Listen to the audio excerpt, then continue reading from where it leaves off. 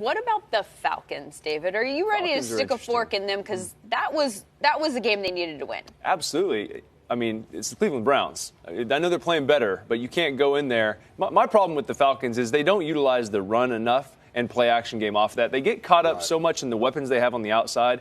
Like you look at the Saints, they're going on the road in Cincinnati. I know Cincinnati's a bad team, but the Saints went in and said, we're going to run the football and we're going to get out of here. And they ended up scoring, 40, 50 points. It's the same kind of idea with the Atlanta Falcons. You need to be that team. You got to first show up and play some defense because the defense was not what they needed to be. They had some injuries early on in the year. They've been trying to bounce back from that, kind of come together and play good team defense. They didn't play good team defense, okay? But then on the other side, just the lack of the ability to run the football and play action off that. That's why you go in there and you get beat like that, because you can't consistently get things done at the line of scrimmage, throwing the football all over the yard. You know, when you're in a hostile environment, you have to be able to say, you know what, we're just going to run it. We're going to design runs for these guys. We're going to boot off of that. And I just haven't seen that consistently enough with Atlanta to get too caught up in what they got outside. I got some flavored wood chips you can use. I'm going to use that. Smoker. Yeah, we'll fork them. So, it gives a little flavor to the meat. What about the Seahawks? Are we? Yeah, I'm sticking the fork in them, and it's just not enough room for them. They're not going to win their division. We know that. The Rams are going to win that division.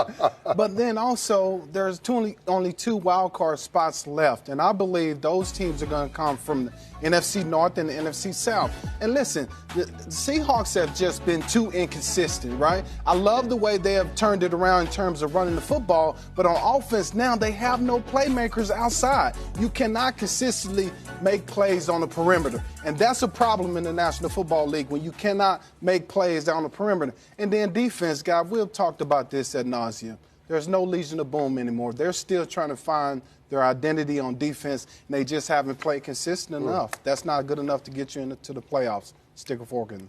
I'm going to give you a team, and you tell us if it's time or not. Yep. Jacksonville, the team that fork lost is that in game. them. You ain't even got to finish the tee up. Listen, this is a team that I'm really disappointed in because I thought they would be a lot better. And when you talk about the Jags, the best thing that they did for the last few years is play defense. The defense is still not even holding up. They're giving up big plays, having breakdowns, and everybody screamed. You see the man right there. They screamed, LT, for Leonard Fournette to come back. If Leonard Fournette comes back, I promise you things will turn around. It'll change. We'll get back on track. He looked pretty good. He had a couple touchdowns, but it did not help. Too many holes on this team. Players win games. Teams win championships. They need more, and they're not getting it collectively. There is some discontent there. Jalen Ramsey put out a tweet saying, y'all going to miss me when I'm gone. Which we don't know what that means. First of all, we're going undefeated. I thought they were going undefeated. Yeah. Come on, Jalen, just play ball, man. The Miami Dolphins, who lost yesterday at Green Bay. I'm going to need a fork and some butter for my Brock Lobster. All right? It's a wrap. You're sticking the small fork in him, the cocktail fork? Yeah, with a 10.4% chance of getting the playoff. Let's say 10.4 ounces of Brock Lobster right now. So, look, man, I mean, they can only do so much. As a backup quarterback went in, he's doing his best, but this team does not have enough firepower in an offensive-driven league to go out there and compete. Yeah, defense can play good at times, but, man, they don't have enough. 2 weeks ago, they was ready to put him in the Super Bowl. Yeah. 2 weeks ago. Hungry. Little Joe Stone Crab down in Miami. Where you at, Peter? I won't say no names. Another team that lost yesterday and a team that thought had a chance to make some noise yesterday was the Cincinnati Bengals taking on what might be the best team in the NFL in the New Orleans Saints, and they got worked yesterday. The Bengals. Man, we sticking the fork in the Bengals. Wow. I mean, this is a team that's in a disarray right now, guys. It's a lot of things going on in the locker room, coaching staff. You know, the thing about it, they just brought in Hugh Jackson. Bill Lazor is still the offensive coordinator. So where is Hugh Jackson going to fit in?